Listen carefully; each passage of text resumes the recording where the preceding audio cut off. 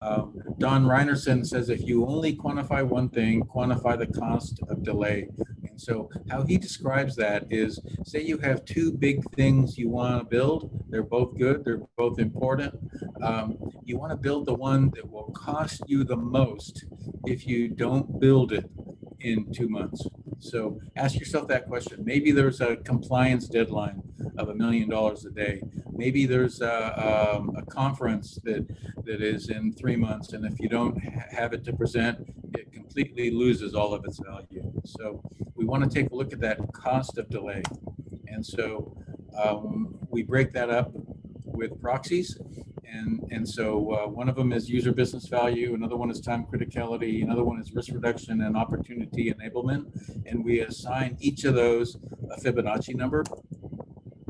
And then we also take a look at the job duration or job size as our proxy, and that's also a Fibonacci number. And then you put those into a spreadsheet, and then you sort based on the highest weighted shortest job first. Most Agile tools have a plugin to support that, whether it's Rally, Jira, Azure.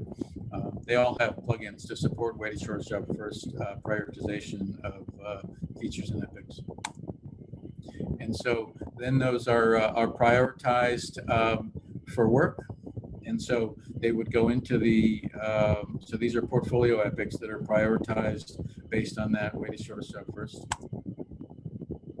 So then when we take a look at the time criticality, we have to take into consideration that market window that we talked about earlier. And so that's where we're taking a look at, maybe Christmas, or maybe the SEMA show, or maybe the some computer convention. And so that's a market window we have to build to. And so how long is it going to take to build this epic? Well, it depends on the velocity of the Agile release train that is working on it. So if it's here's an example of a 4,000 point business epic. Well, if we give that to Art 1, which has a velocity of 1,200 points, it's going to be 4 PIs. And so we can forecast that as good as any waterfall Gantt chart can do by taking a look at the arithmetic and the velocity of the teams and the arts and the estimation of the epic. And so if we want it done quicker, well, let's spread it across 2 arts. So then we can generate, in this example, art 1 and 2 can work on that 4,000 point epic.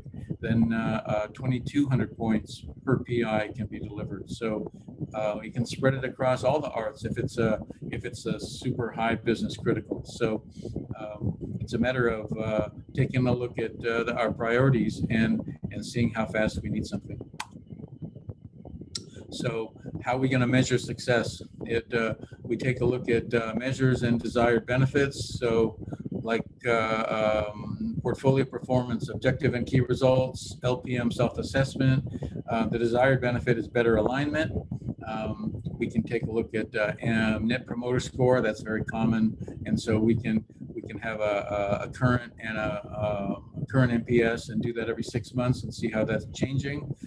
So that way we're business customer focused, or we can take a look at defect count, cycle time. The most successful companies are releasing frequently, so the number of releases and feature cycle time is important. And so we want to be able to give that value quickly. So we're also going to take a look at the leading indicators. How fast can we identify success?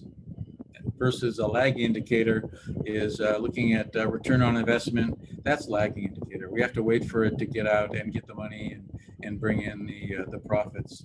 Versus a leading indicator, we might not have even collected a dime yet, but traffic to this particular site, the orders are coming in, the market influence is looking very favorable. So those are leading indicators.